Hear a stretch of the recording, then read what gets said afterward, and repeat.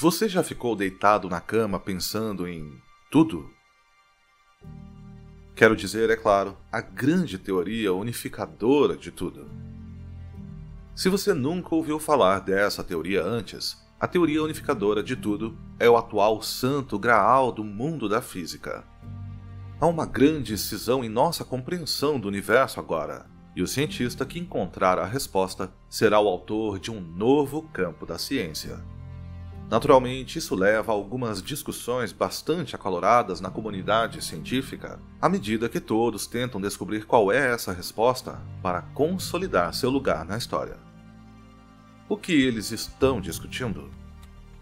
A maneira como tudo funciona no universo em escala macro em que vivemos não parece se transferir para o nível micro de átomos e partículas subatômicas.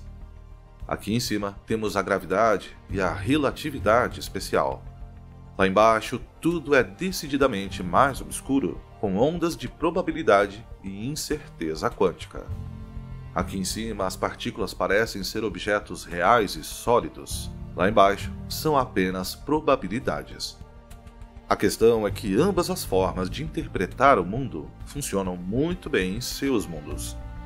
A física quântica é assustadoramente boa em prever a maneira como o universo funciona em níveis minúsculos, ultrapassando a relatividade especial com facilidade, mas não tem muito a dizer sobre o movimento dos planetas, da gravidade e da passagem do tempo. A relatividade especial pode ser muito boa para nos ajudar a colocar um satélite em órbita, mas não tem nada a dizer sobre por que os quanta existem em níveis minúsculos ou por que as coisas em microescala são tão estranhas. Os cientistas pensam que isso é um sinal de que deve haver uma teoria maior e mais abrangente para explicar tudo. Mas, para encontrá-la, precisaremos de uma grande mudança em nosso pensamento para rivalizar com o salto da gravidade de Newton para a curvatura espacial de Einstein. Então pensei, por que não tentar eu mesmo? Eu sou Denis Ariel e você está assistindo ao Astrum Brasil. Junte-se a mim hoje enquanto tento explicar, bem, tudo. Para começar, um disclaimer. Como aconteceu em alguns dos meus vídeos anteriores, as ideias sobre as quais falarei aqui são altamente teóricas. Embora baseadas em teoria estabelecida, algumas das conclusões no final são de autoria da equipe Astrum. E podemos estar errados, mas quando você ouvir o que tenho a dizer, com certeza aprenderá muito. Além disso, acho que você ficará convencido de que há algo nisso. Então, esse é um convite para encontrarmos a resposta sobre como os segredos do universo se encaixam. Naturalmente, uma teoria unificada de tudo será grande demais para caber em apenas um vídeo, mas vamos começar com alguns pontos iniciais fundamentais que podem sustentar tal teoria e falar sobre por que pessoalmente acho que são verdadeiros. O melhor lugar para começar parece ser um modelo. Não esse tipo de modelo. Não estou aqui pela alta costura. Mas sim uma estrutura conceitual que explique por que as coisas são como são. A física quântica é uma área em que os cientistas têm muita confiança na matemática, mas quando você pede a eles que expliquem o que a matemática está realmente descrevendo, qual é a natureza física dos colapsos da forma de onda e as taxas de probabilidade, não encontrei ninguém que possa oferecer uma resposta clara, além de dizer que, por enquanto, devo aceitar que as coisas são como são. É disso que a matemática fala. Mas o que a matemática realmente significa em escalas muito pequenas? O que é uma onda de probabilidade? Qual é a estrutura do universo quando você chega aos níveis menores e como isso leva a todo o resto? Não sou o primeiro a buscar essas respostas, então vamos dar uma olhada no que aconteceu antes. Uma das tentativas da ciência de responder a essas perguntas foi inicialmente promissora, mas também no final extremamente frustrante. A teoria das cordas. A teoria das cordas está em desenvolvimento desde os anos 70 e ainda não forneceu as respostas que sua matemática elegante prometera inicialmente. Vamos nos aprofundar rapidamente no que ela diz, pois precisaremos de alguns desses conceitos para nossa própria teoria mais tarde. Em vez de ver o mundo em partículas, a teoria das cordas propõe que tudo é feito de minúsculas cordas conectadas entre si. Quando vibradas, como as cordas de um violão, formam ondas e harmônicos, o que é útil porque explica uma das estranhas facetas da mecânica quântica e, de fato, a razão do nome do campo em primeiro lugar, quanta. Em grande escala, você pode não perceber isso. Se você tiver uma luz, poderá reduzir seu brilho pela metade colocando uma sombra semi-transparente na frente dela. Você pode fazer isso de novo, e de novo, e de novo. No entanto, se você continuar fazendo isso até atingir um nível pequeno o suficiente, de repente, não conseguirá ir mais longe. Você pode ter 1 ou 2 fótons, mas não 1,5. Por alguma razão, o universo quântico gosta de coisas em quantidades discretas. Este elétron pode ter um nível de energia ou outro, mas não um valor entre esses dois. Por quê? Bom, aí reside um mistério. A teoria das cordas se ajusta bem a essa ideia, já que os harmônicos nas cordas também são inteiros. Se você tocar uma corda, é possível obter uma onda estacionária que vibra em um arco amplo, com uma corda inteira subindo e descendo. Isso é chamado de primeiro harmônico. Ou você pode vibrá-lo com 2 arcos, com um ponto estacionário no meio, o segundo harmônico. Você pode ter quantos harmônicos quiser, cada um representando uma quantidade maior de energia na corda. Mas você não pode ter o primeiro harmônico e meio. Nenhuma onda estacionária pode ser formada assim. Então, uma corda com uma onda estacionária vibrante pode ter um nível de energia ou outro, mas nada intermediário, assim como partículas subatômicas no mundo quântico. Este foi um começo promissor, mas a teoria das cordas foi muito além. As partículas vêm com muitas informações anexadas a elas. Percebeu-se que esses modos de vibração criados pelas cordas poderiam potencialmente explicar essas informações dependendo da direção da oscilação dessas cordas. Uma corda pode vibrar para cima e para baixo, e isso pode representar um aspecto de uma partícula, como sua carga. Ou poderia vibrar em outra direção, lado a lado, e isso poderia representar outra faceta. E quanto mais direções você tivesse que vibrar, mais informações poderia codificar nas cordas na teoria das cordas. É claro que qualquer pessoa familiarizada com o espaço 3D perceberá que depois de usar para cima, para baixo e de um lado para o outro, não há realmente nenhuma outra nova direção para a sua corda vibrar, sem interferir com as vibrações já existentes. Isso não funcionaria, pois as partículas precisariam ser capazes de alterar seus valores sem causar efeitos em suas outras propriedades. Por exemplo, você precisaria ser capaz de influenciar a massa sem influenciar a carga.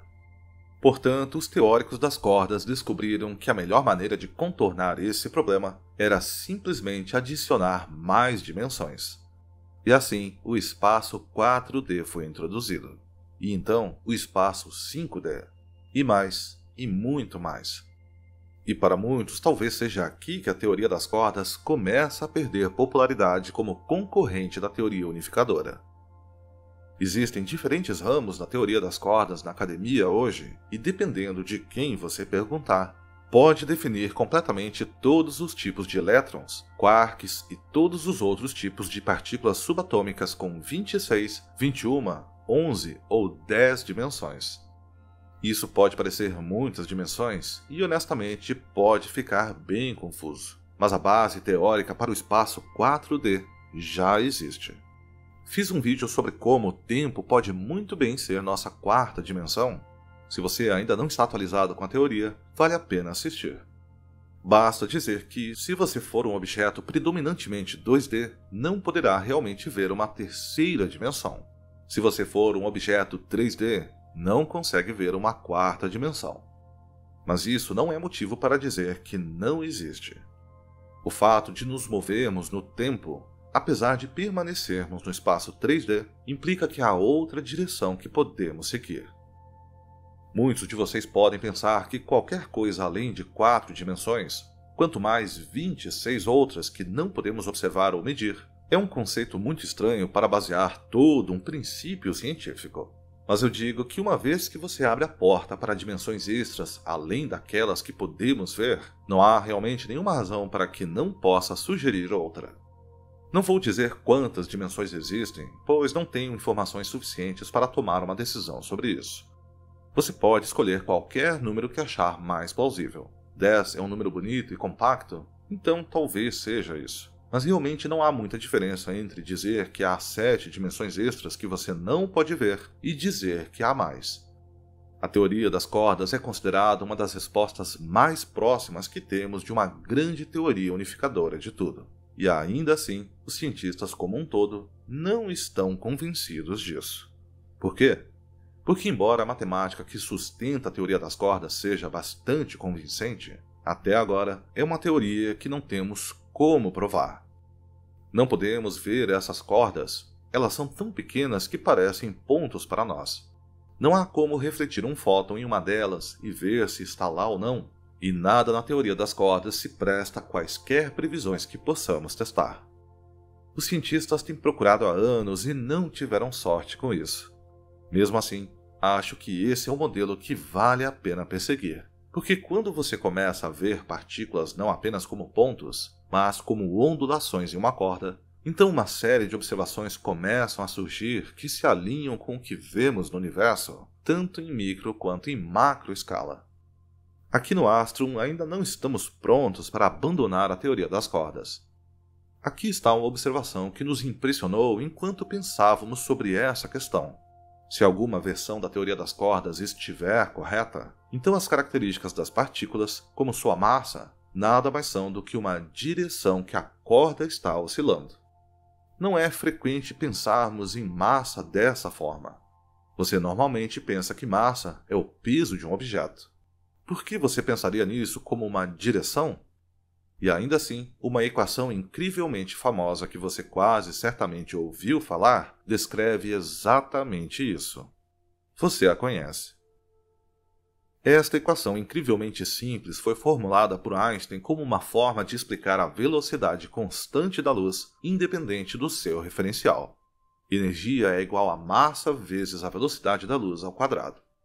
Quando eu era mais jovem e vi essa equação, ela sempre me pareceu simplesmente dizer que se você quer transformar uma certa quantidade de massa em uma certa quantidade de energia, então você deve multiplicá-la por um número realmente grande, a velocidade da luz. 299.792.458 metros por segundo ao quadrado. Esse é um número inacreditavelmente grande, o que fazia sentido já que transformar massa em energia criou um estrondo inacreditavelmente grande. Não pensei mais nisso. Era simplesmente um valor pelo qual multiplicar sua massa para obter um valor energético. Ela nos disse que massa e energia eram realmente a mesma coisa em formas ligeiramente diferentes, mas não muito mais do que isso. Mas olhe novamente com mais atenção. Esse C, a velocidade da luz, chamou minha atenção. Por que C? Por que não outro limite arbitrariamente grande? Há uma razão matemática por trás disso, sobre o equilíbrio das unidades, mas fundamentalmente C é um valor de movimento, uma distância percorrida ao longo do tempo. Essa equação apoiou a invenção da bomba nuclear e é fácil ver nesse exemplo o movimento inerente à energia que é liberada, a radiação em todas as direções no espaço 3D. Esta equação está dizendo que a energia, E, é igual a já percorrer uma distância ao longo do tempo, multiplicada por um multiplicador específico de quanta massa você tinha para começar. A implicação está embutida na equação. Se tudo for apenas movimento, então faz sentido que massa e energia sejam a mesma coisa. São apenas diferentes direções de viagem, equivalente da mesma forma que uma corda vibrando para cima e para baixo é o mesmo que uma corda vibrando para a esquerda e para a direita. É claro que não estamos lidando apenas com C aqui, é C ao quadrado. Então, em vez de uma reta vetorial, estamos lidando com uma área. Mas desvendar essa nuance nos leva a uma exploração da equação de Schrödinger, o que nos levará a um território sobre o qual levará muito mais tempo para ser discutido, por isso terá que ser o assunto de outro vídeo. Basta dizer que isso não é um ponto fraco do argumento, mas sim sua força. Mas há um pensamento para deixar a você quando se trata de reconhecer a grande teoria unificadora quando ela finalmente aparecer. será necessário levar em conta tudo o que vemos no universo: gravidade, entropia e a passagem do tempo, partículas, quanta e a incerteza quântica, buracos negros. Seja qual for a estrutura que você criar, seja qual for o modelo, será necessário levar em conta tudo isso. Tudo precisará surgir natural e logicamente a partir da base com a qual você começou. Vou tentar explicar como tudo isso surge a partir da mesma base. O que você acha até agora? Embora eu apenas tenha começado a me aprofundar em minhas próprias conclusões, isso já é um pouco exagerado ou infundado para sustentar uma grande teoria de tudo? Poderiam as direções de viagem em outras dimensões realmente sustentar todas as propriedades que a matéria possui? Ou isso é apenas um conceitual beco sem saída? Deixe-me saber o que você pensa nos comentários. De qualquer forma, tenho mais para compartilhar no meu próximo episódio sobre a grande teoria unificadora de tudo. Vimos apenas a ponta do iceberg, do motivo pelo qual acho que essa ideia é plausível. Vejo você no próximo vídeo.